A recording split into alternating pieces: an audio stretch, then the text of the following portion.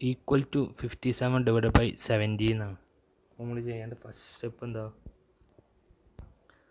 C A find ചെയ്യണം, B find ചെയ്യണം, C find ചെയ്യണം, ഡി ഫൈൻഡ് ചെയ്യണം. 57/70 ജസ്റ്റ് നോക്കുക. അത് മുകളിലുള്ള ഡിവിഡൻറ്റും ഇടയിലുള്ള ഡിവൈസറും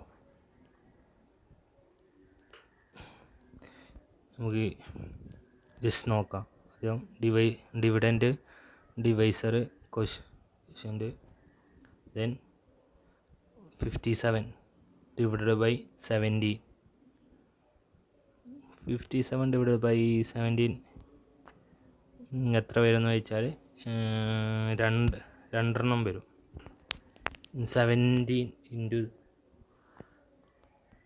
× 3